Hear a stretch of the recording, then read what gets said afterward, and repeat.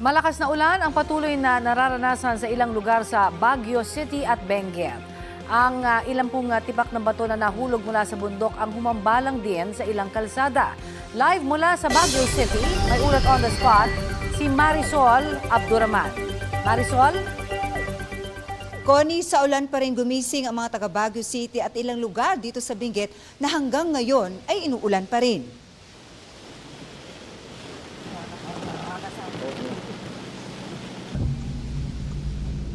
Okay. Bumaba ang visibility ng mga motorista sa bahaging ito ng Cannon Road dahil sa malakas na ulan kanina. Hindi nalalayo sa sitwasyon kahapon. Pero kahit sa kasagsagan ng ulan, tuloy-tuloy ang paglilinis sa mga gilid ng kalsada. Particular na ang mga pag-clear sa mga tipak na bato na nahulog mula sa bundok. Malakas pa rin ang ragasan ng tubig na nanggagaling sa bundok. Sarado pa rin ang mga pasyalan na nabalot na ng hamog. Maulan din sa La Trinidad, Benguet kung saan may mga inilikas na sa mga landslide-prone area.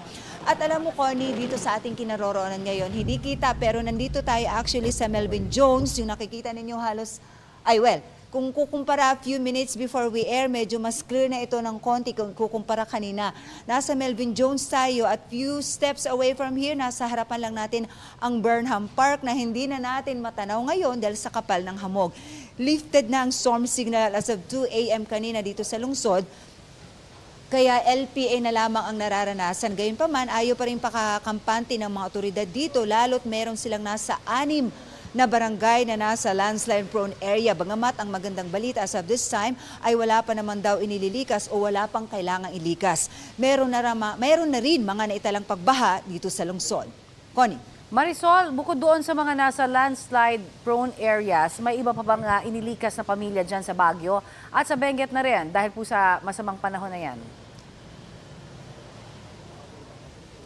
Connie, dito sa Baguio City sa pinakahuling update natin sa CDRRMO just few minutes before we air, wala pa naman daw inililikas and so far wala silang nakikita sa ngayon na necessity na para ilikas itong mga nasa landslide prone area. Bagamat 24 oras daw nila itong binabantayan kasi nga may mga history talaga ng mga pagguho dito sa Baguio City. Pero sa Benguet, particular sa La Trinidad, kung saan nga nagkaroon ng pagguho na ikinamatay ng 2 tauhan ng isang kainan, may mga nasa evacuation center ngayon pero this is a different barangay doon sa nagkaroon ng landslide kahapon. So may around 2 families ang nasa barangay Bulas ngayon dahil itong barangay ay isa ring landslide prone area, Connie.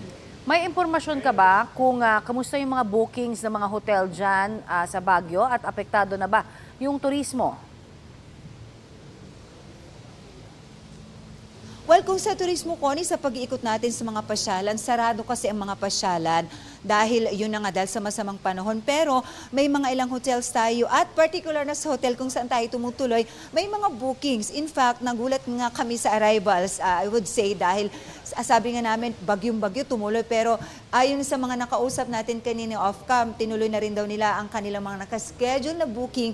Yung iba, meron din mga nakaschedule na seminar. Kaya meron mangilang-ilang tayong na-witness, Connie, na tumatanggap pa rin at tumuloy pa rin sa kanilang lakad dito sa Baguio sa kabila ng napakasamang panahon na ating nararanasan. Actually, ilang araw na raw na ganito ang sitwasyon dito sa lungsod, Connie. Maraming salamat sa iyong update at ingat kayo dyan. Marisol Abduraman po yan.